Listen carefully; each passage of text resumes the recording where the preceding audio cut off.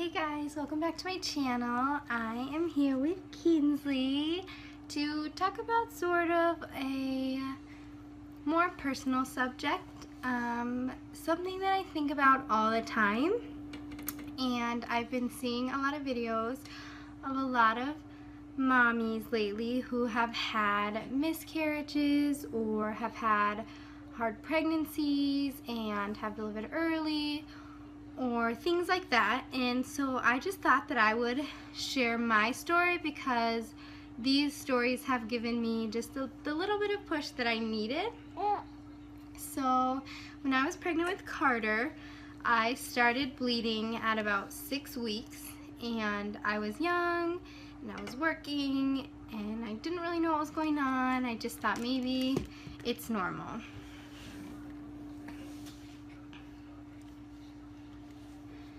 Turns out it wasn't normal. I ended up going to the ER because it didn't stop bleeding for a few hours.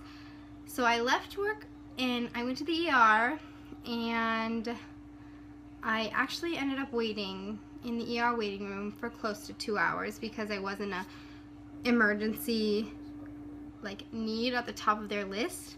So apparently they didn't think anything was gonna be wrong. I was pregnant and they didn't care.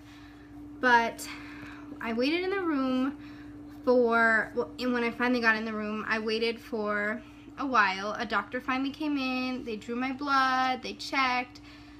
Since I had waited in the waiting room for so long, the bleeding had basically stopped.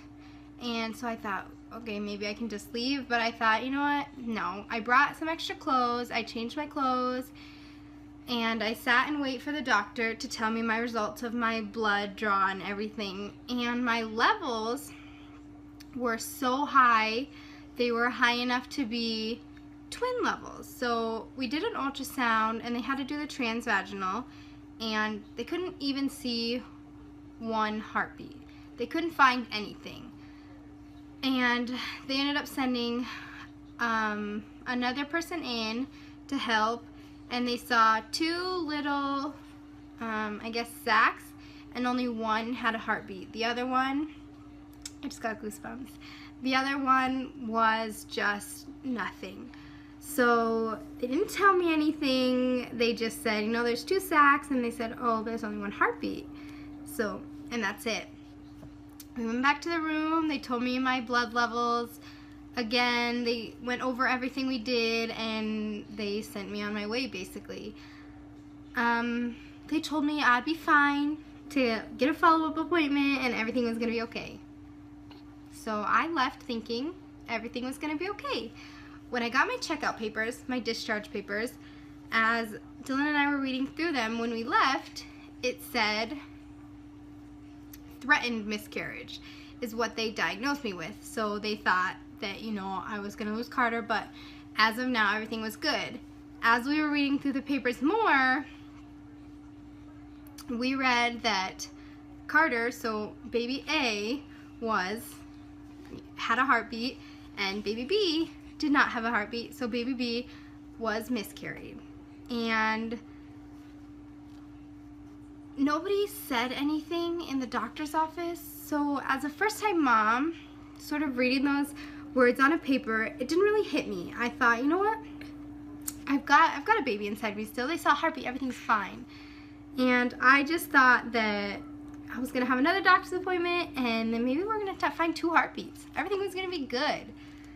I went through my whole pregnancy thinking, like, you know what? They just missed something. I knew I didn't have twins. There was only one baby on every single ultrasound, and I was high risk, so I got ultrasounds all the time. So I knew I wasn't having twins, but I never thought anything past that one doctor's appointment. Sorry, it's okay. That one doctor's appointment where there was no baby B anymore, just a sac. I just thought everything was good.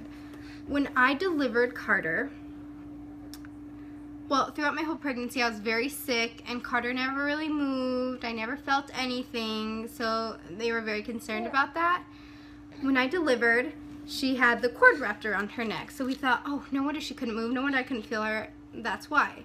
Turns out the cord was on the opposite side of the placenta, So it was on the far side instead of being like on the front, so they had movements. She had such minimal movement because it was on the side of the placenta, and my blood flow wasn't very good. So when my doctor, as soon as I delivered her, the nurse said, "Oh my gosh, your baby shouldn't have made it." That's the first thing she said, was that Carter should not have made it because you don't get good nutrients, you don't get anything. And I was diagnosed with IUGR because of everything. So we found out the reason I had IUGR was because my own body was trying to basically get rid of Carter as well. So that typically happens when the placenta, or when the cord is on the side of the placenta. That happens most of the time with twins. And so later, when I had my 6-week postpartum checkup, talking to my midwife, because I decided on midwife instead of like an OBGYN or whatever. Talking to my midwife, I had mentioned like what the ER had told me and how they treated me and everything, and she was really upset.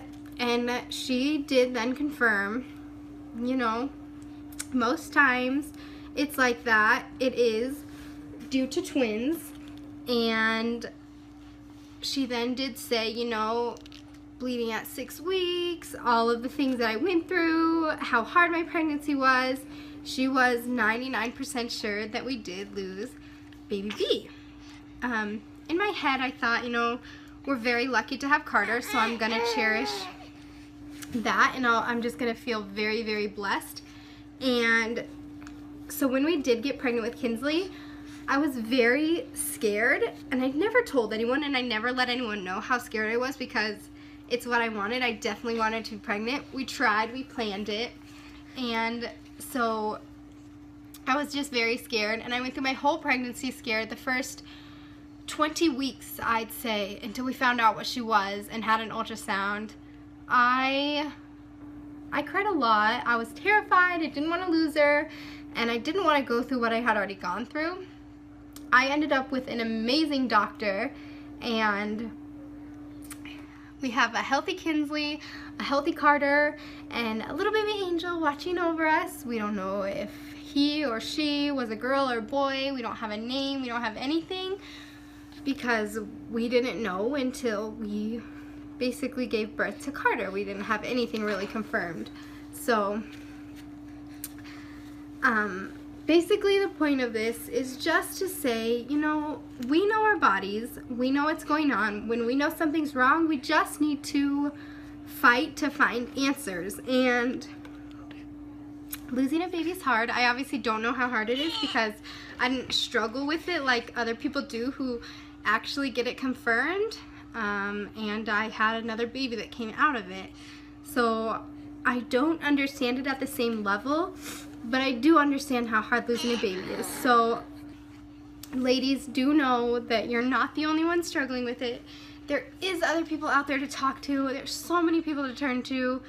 And so just find someone to turn to, find someone to talk to, and find hope, because everything will be okay. It may take a lot of time, it may take a little time, but just know it will be okay. And just don't do it alone. Don't make yourself be in that situation alone. Find someone. And if you or anyone you know is dealing with this, going through this, and they need someone to talk to, send them over. Tell them to send me a message. Find me on Instagram. DM me on Instagram.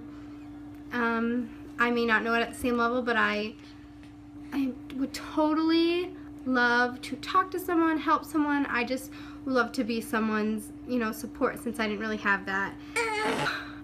Anyway, thank you guys for watching.